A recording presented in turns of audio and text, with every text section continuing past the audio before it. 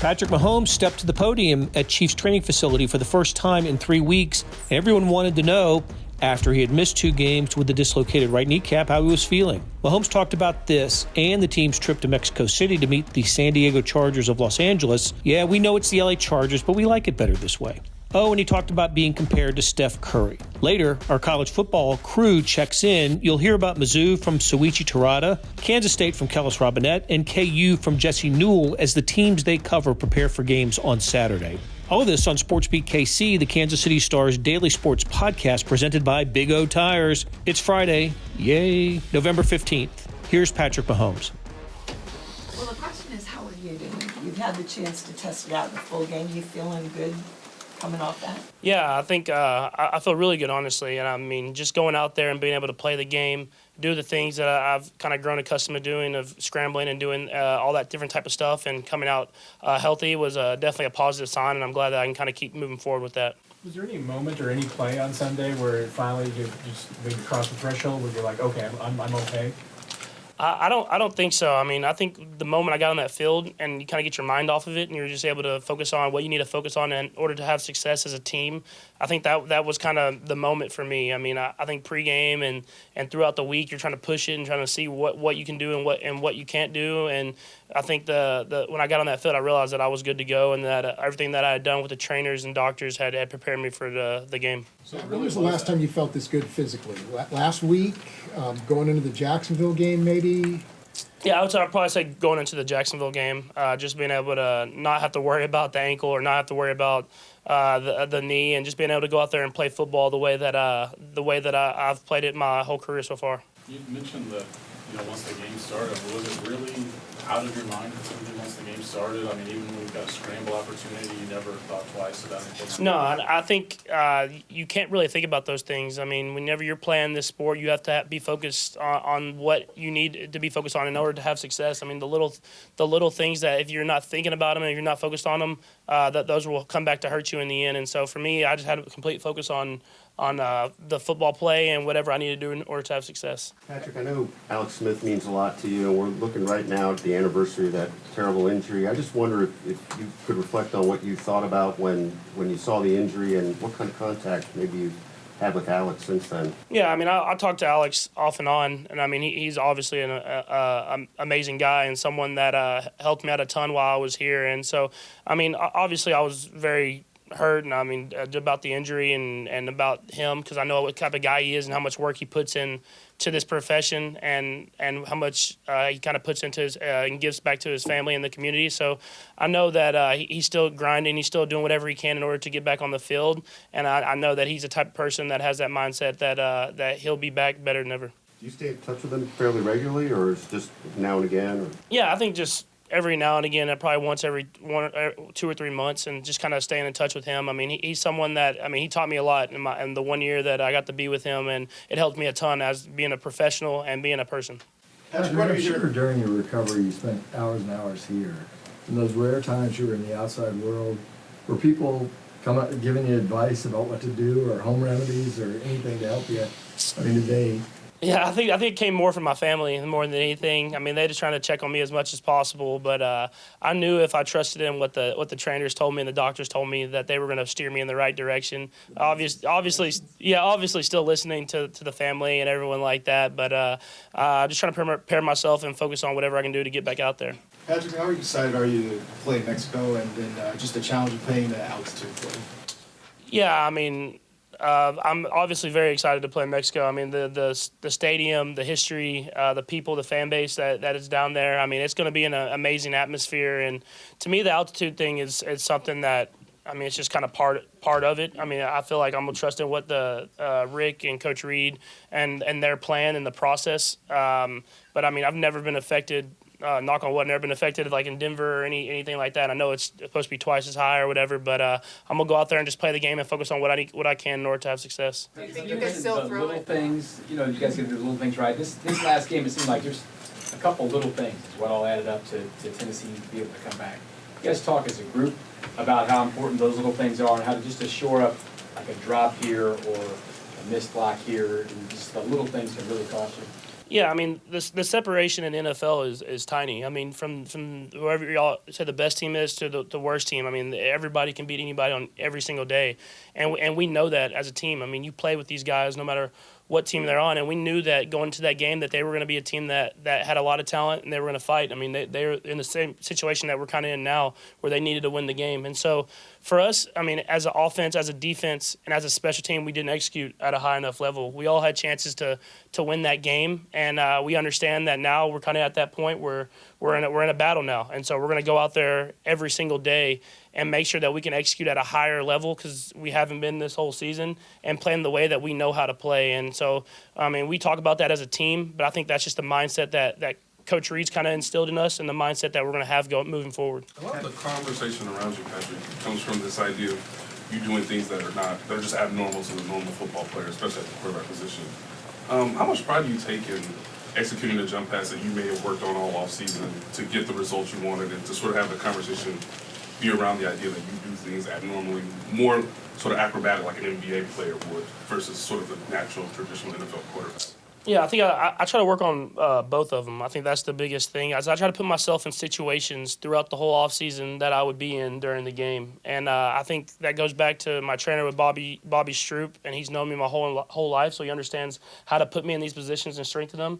And then going back to the fundamentals at the same time and make sure that I'm just as or even better at those. And so I just want to put myself in these situations so whenever that one situation comes, that you're ready for it. And I think you learn those things from guys like Kobe Bryant and guys like that who shoot these thousands and thousands of shots that they may never take, but that one situation, that one time they're ready for it and they make it. I saw you skip after the touchdown pass. Just what was going through your mind, sort of seeing the one opportunity and then meeting it and getting the execution that you wanted? Yeah, I mean it's obviously you get that excitement, and you're happy. I mean, because you've executed at a high level, and at the time it was a big play in the game, and we scored and kind of went up by 2 scores. But I mean, I think just the fact that we were able to execute. It was a great route by McCole. I mean, he ran a route that he probably wouldn't have been able to run at the beginning of this year, and it shows that he's progressing and getting better every single week. And so I think just keeping the excitement of the game and enjoying it is always important. One other question I wanted to ask you, Pat, is this, so much of the conversation around you is people sort of equating you to Steph Curry of the NFL. What does that mean to you? I don't think we've ever asked you that before. Just what does it say that you're being compared to someone of that caliber in a different sport? Yeah, I mean, it's obviously really cool. It's amazing to be compared to guys like that. And, I mean, he is someone who's been at the top of the game for a very long time. And so, but for me, I have so much longer to go as far as getting to anywhere near that level. I mean, those guys have been consistent, and they've been great every single year for their entire career. And so for me, I'm just getting started, and I understand that. So, I mean, I obviously love to hear it and love to see it, but I know that I have so much more to prove to even get anywhere near that. I know it's fun to see the guys like Tyreek and Travis make plays. Those guys are consistently making plays. But is there something extra about seeing McCole as a young player who hasn't necessarily been in those positions make plays and see him develop, so when you're celebrating afterwards and talking afterwards? Is it just a little bit more fun because you're seeing him do it for the first time?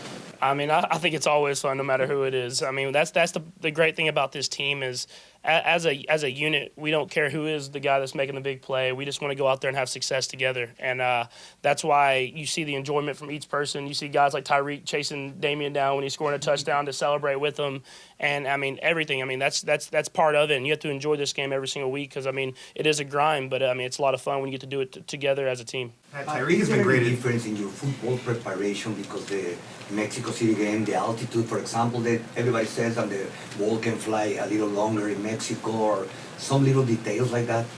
I don't think so. I mean, I'm just going to prepare like if we were playing at Arrowhead, and I mean, I'm just going to prepare myself for the game, knowing that that we're going to get to go into an amazing stadium and get to play in front of a great fan base, and I know that the team will have us ready to go whenever we get there. Is there anything specific?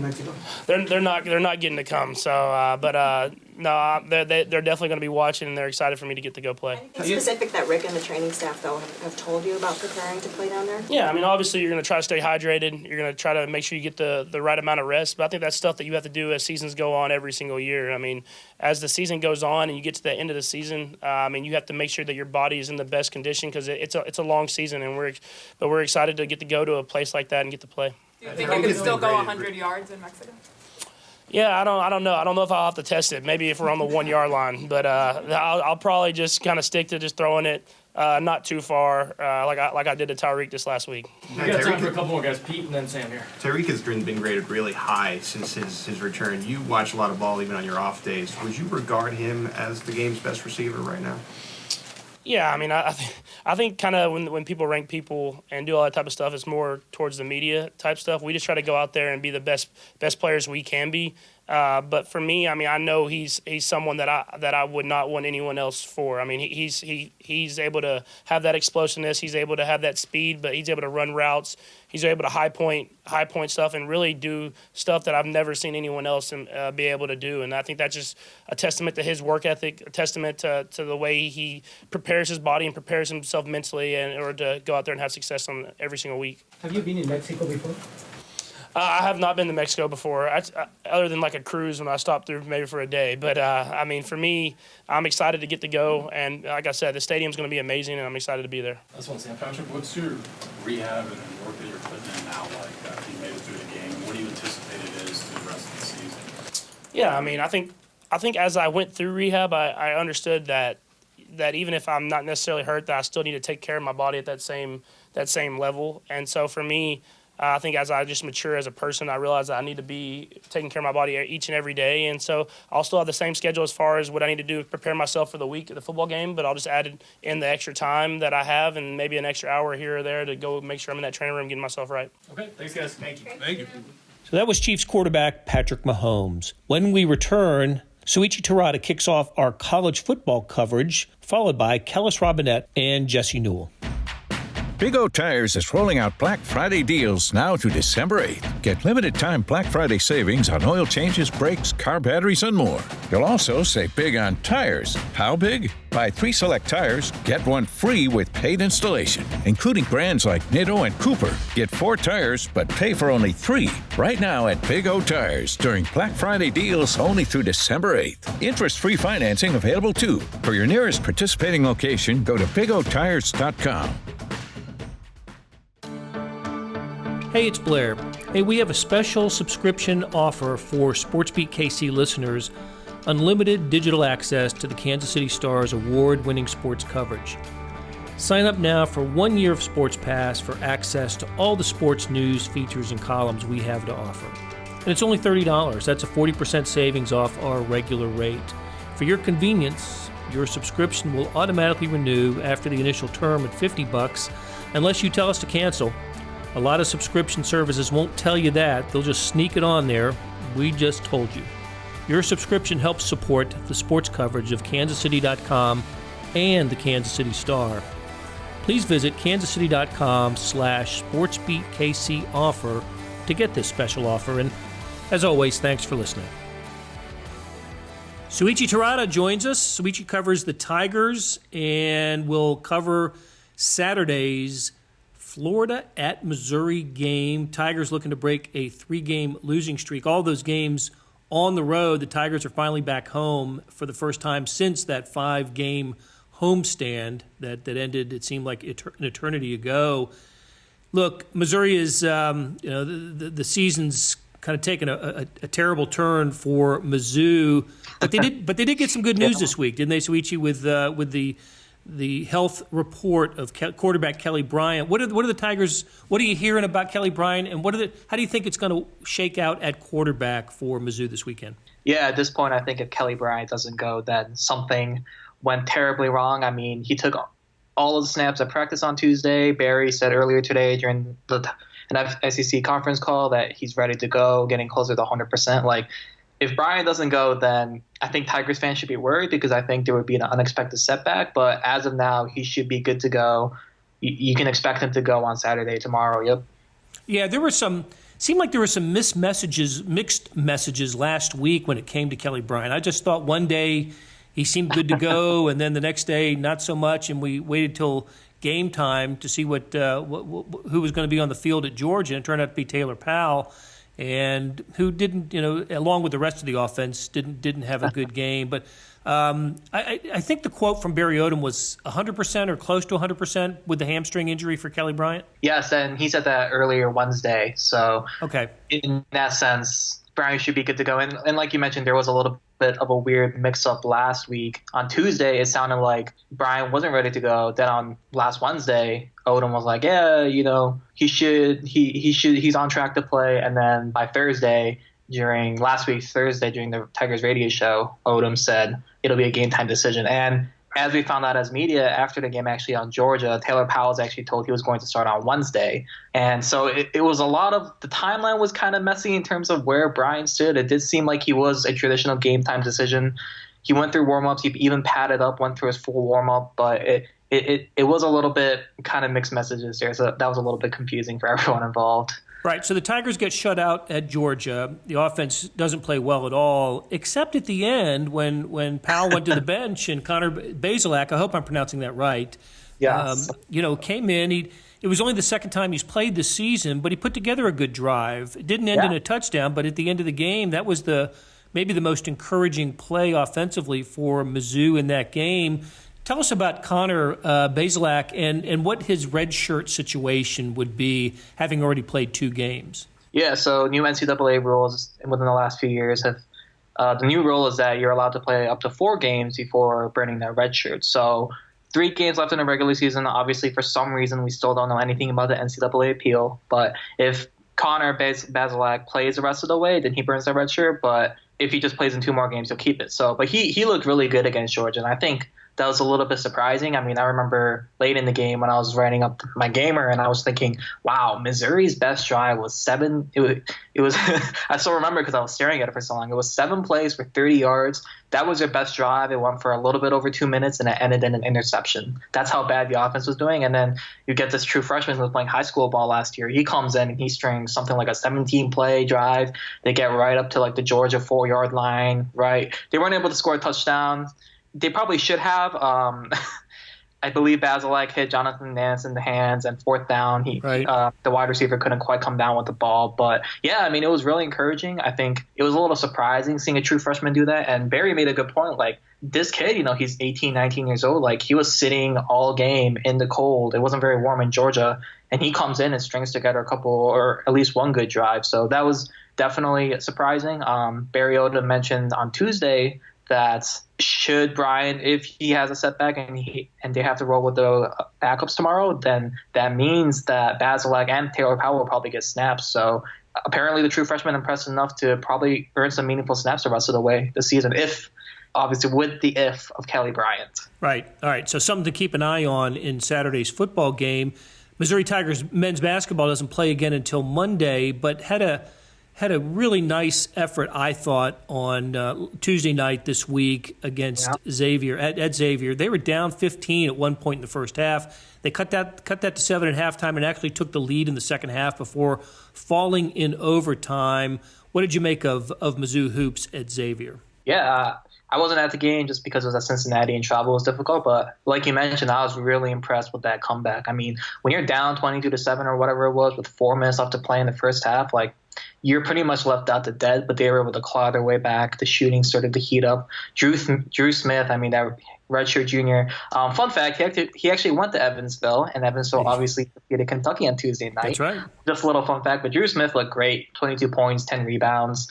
I believe it was 4 turnovers, 5 assists or something like that. I don't have it right in front of me. But, yeah, I mean, there was a lot of positives to take from that. I think the weird thing about this Missouri Tigers team is that, yes, they're experienced and that a lot of their contributors are 2nd and 3rd years, but at the same time, this isn't a Xavier in that Xavier brought back 4 starters. They added an Ohio transfer who was, I believe, all MAC. So, I mean, Xavier is a good team. I think the Musketeers have earned that number 21 ranking thus far, and the fact that Mizzou could go on the road, be down 15 points, take the lead in the second half, go on some crazy 14-2 run, that shows to me that this is a mentally tough team, especially doing so on the road. So I think I'm not a huge fan of the quality loss or anything like that, but there were definitely some positive takeaways to take away from Tuesday night.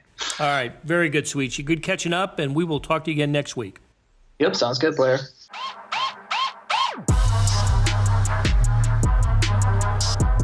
Kellis Robinett joins us. Kellis, the Wildcats take on West Virginia on Saturday at Bill Snyder Family Stadium, and a lot going on with Kansas State on the football field and the basketball court these days, but the loudest noise this week, at least from a fan standpoint, came from the cubicles inside the football locker room. A new look, throwback uniforms, which are really interesting. The last time Kansas State wore the uniforms that they're going to wear on Saturday was in 1988, and Kansas State fans and college football historians will recall not a great year for K-State football. So what's been the reaction to this new look? And first of all, let's describe the new look, and then tell me what the reaction from the fans has been and the volume of reaction from the fans. All right. Well, yeah, let's go ahead and start with the description of the logo. Basically what they've done is they've taken the white helmets they broke out for their game against Baylor. They've taken off the Power Cat that was on it and replaced it with the word Cats. Script. Script Cats. They're not the Power Cats or the Wildcats this weekend. They're the Script Cats. It's spelled out on the helmet, so it's a white helmet, the word Cats written in script on the side. It's a throwback to what the football team wore in 1988, as you mentioned, under Stan Parrish, an unbelievable, unforgettable year where they went 0-11 and ushered in Bill Snyder the next season. So in a roundabout way, without Stan Parrish, there might not be Bill Snyder. So maybe there is a really good reason to throw back and celebrate that age. But basically, there's been an interesting debate that's come from it. Some people, I would say mostly younger fans who weren't around in 1988 to watch Kansas State lose all those games, think it's pretty fun.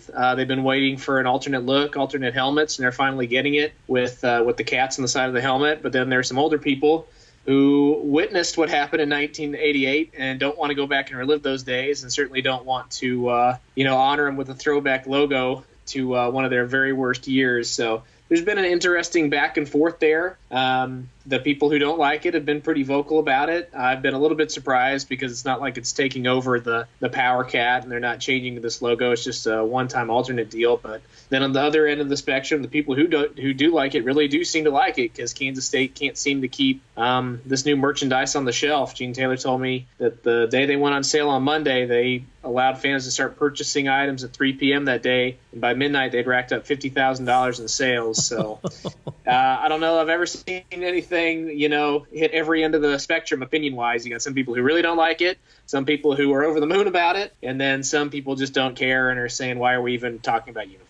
How about that? Well, hey, and so besides the helmet, how about the jersey look? What's going to be different about that? I think everything else is going to be the same or pretty close to the same. I guess they haven't totally revealed what they're going to wear on Saturday against West Virginia. So I guess there's some mystery about will they wear white pants? Will they bring in, something new that we haven't seen before? Nobody's told me about any of that. I think it'll be pretty close to what we've seen. I think the big new change will just be the helmet. Gotcha. Okay. It got me wondering, with all the fan reaction to this story from what you wrote earlier this week, what it must be like at Oregon and Oklahoma State and other schools that tend to change their styles and not colors, but the color schemes on a pretty regular basis. And I don't remember Kansas State under Bill Snyder wearing anything other than Power Cat helmet and the jersey types. Maybe there was a stripe or something that was a little different, but Kansas State was just one of those programs where you never see anything different. I mean, even just down the road at KU, seems like they've changed their colors and their helmet and styles, but never Kansas State. I guess that's where some of the reaction originates. Yeah, definitely, and I think that's why there is such strong opinion about this. It's just funny overall. I think uniforms and helmets and stuff like that really turn people who otherwise don't care about fashion and they'll just walk around in sweats. When you bring up football uniforms, all of a sudden they're real big fashionistas and have opinion about every little thing. It's funny how that works out. But I think it is. I had that same thought. Is it like this every week at Oregon? Is it like this every week at Oklahoma State where they bring out a new helmet or a new pants, new socks, and people are just up in arms about it? I don't know. I would think that as time goes by and those schools get used to it and they see it every week, it's not quite as big of a deal. Whereas at Kansas State, this is the first, like you mentioned, this is the first major uniform change we've seen I mean, yeah, in ages, they switched things up a little bit under Ron Prince. They wore purple pants for a few games, and they had the cats on the helmet when Stan Parrish was coach. But otherwise, I mean, we're talking about going back to 1988, the last time Kansas State has played with anything other than a Wildcat on the side of its helmet. So that's probably why it's just such a big deal. People have been waiting 31 years for this, and it hits them now, and I guess that's probably why there's such varying opinions on it. I suppose we can guess that if Kansas State, a 14-point favorite over West Virginia, somehow doesn't win on Saturday, that the whatever they're wearing will be collected, put in a pile, and set aflame, and we will never see this combination again, would be my guess. Let's talk a second about the game, though. Kansas State is a favorite to beat West Virginia and get to 7 wins. Cats back in the poll this week, or I'm sorry, I take that back. In the coaches poll, right? They didn't fall, not back in the poll. They didn't fall out of the coaches poll. They did in the AP. So just set up the game for us, Kellis. What do you expect from the Mountaineers? And it looks like a lot of people think this is a victory opportunity for K-State. Yeah, they actually held on to the playoff poll too. They're at 24 there. So right. The AP voters didn't like them, but the coaches and the playoff selection committee think they're okay still. This is their, on paper at least, probably most winnable game, easiest game since early in the conference non-conference season when they played Nicholls State and Bowling Green.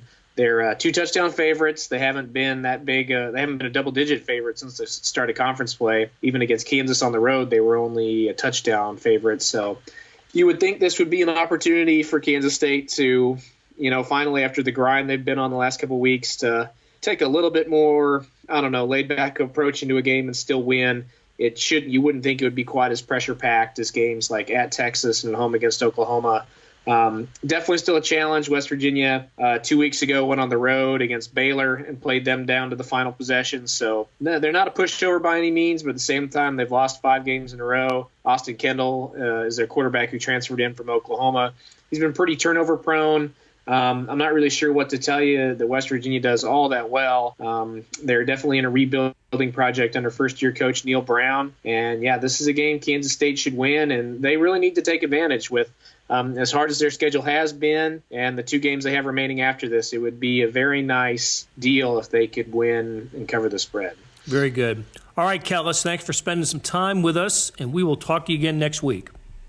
Thanks, Blair.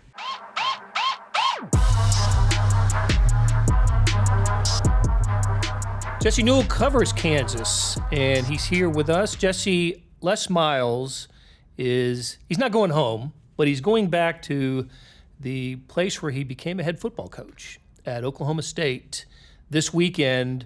And it's a storyline. Did Les say anything interesting about that? A little bit. He was asked about it on his Big 12 teleconference. Obviously, a lot of Oklahoma reporters out there searching for some angles, and I don't blame them at all. But it is sort of a fascinating storyline. Les talked about how his family sort of grew up there. I mean, if you think about almost 2 decades ago and how old his kids are, I mean, that would be kind of a formative time in their lives if they were between the ages of whatever it would have been, 1 and 7 or 1 and 10, whatever the case may be. So he's definitely seemed to enjoy his time there. He said he liked the city, liked the people.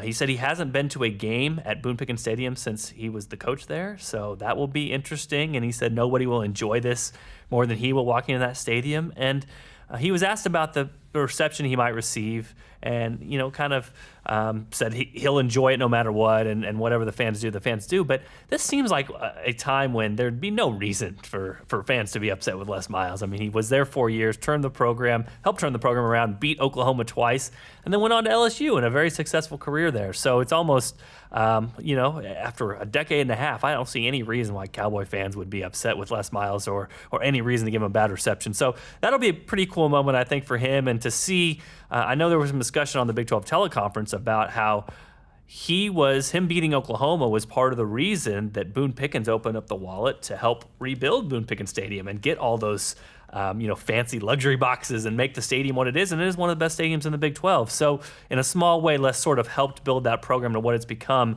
under Mike Gundy. And so for him to return to that and see people he's seen before and be in a familiar town. I think all that's going to be pretty cool for him. I remember that game. That was at Oklahoma, and the Sooners were in a position to play for the national championship, having won the national championship the previous year, and it was by I think odds makers, maybe the biggest upset in college football that year, but it's probably one of the top 10 upsets of that decade. It was an incredible victory for Oklahoma State, and I think interesting in this respect as well, when Les Miles was at Big 12 Media Days this year, I think it was there, he said it, maybe he said it earlier, that he thought this Kansas team had more talent than that Oklahoma State team, his first one at Stillwater. And look, Kansas has had some great moments this year, obviously.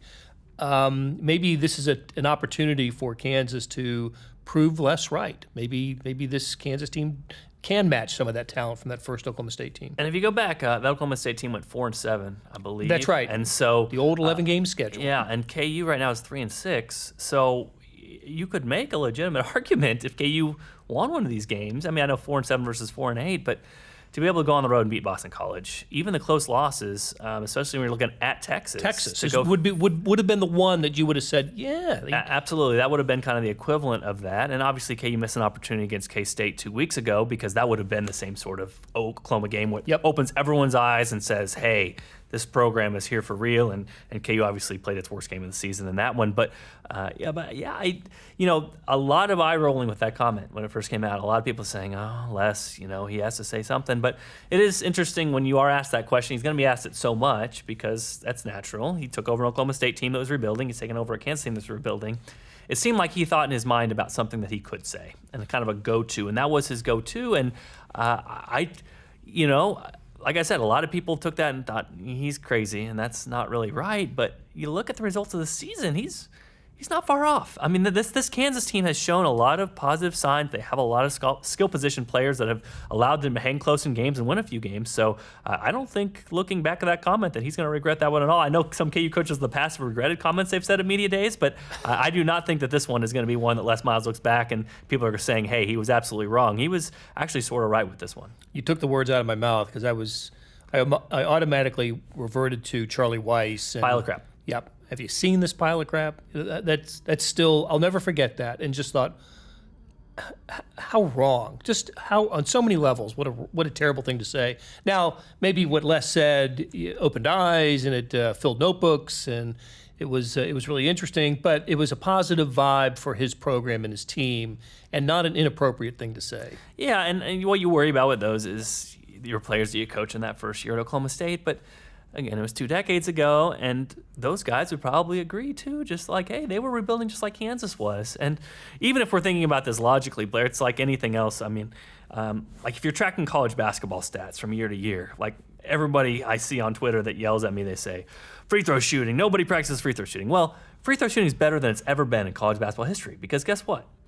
Players are better than they've ever been in college. I mean, people get more athletic. They get better shooting-wise. They keep moving the three-point line back. And so you can say the same thing about college football, too.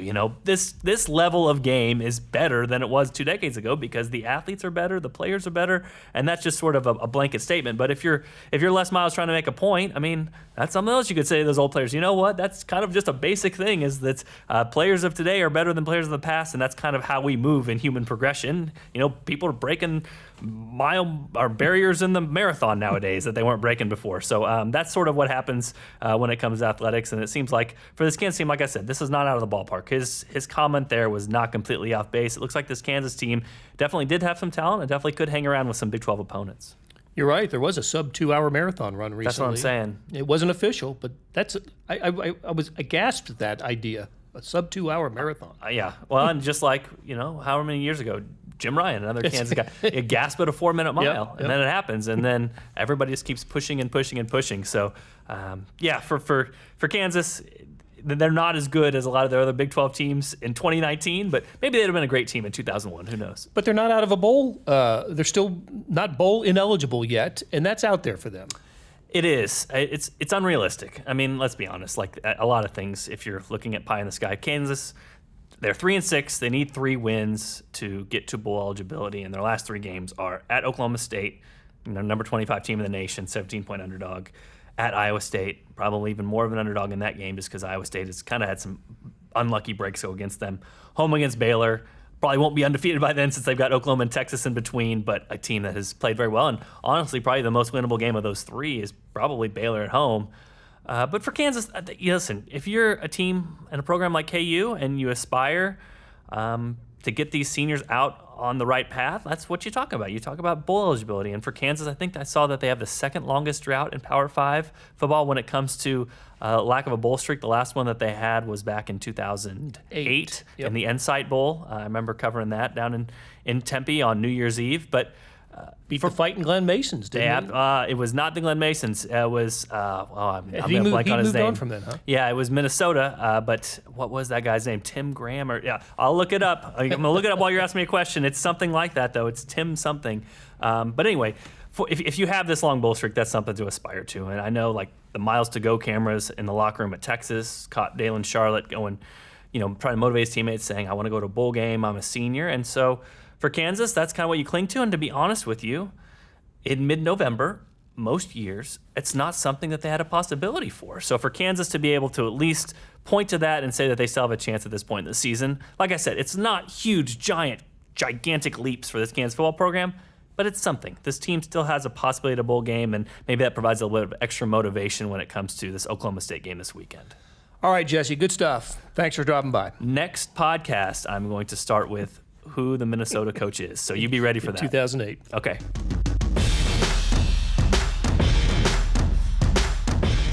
Links to the stories we discussed can be found in the show notes and on kansascity.com. Thank you to producers Leah Becerra and Derek Donovan for putting together today's episode. And here's our end of the week message. We've been delighted and educated by the feedback we have received from you. Let us know what you like or don't like about SportsBeat KC. Leave a rate and review where you listen, or just contact me directly at bkirkhoff@kcstar.com. I'd love to hear your suggestions.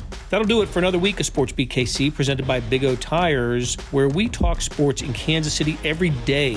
We'll be back Monday with another fresh episode.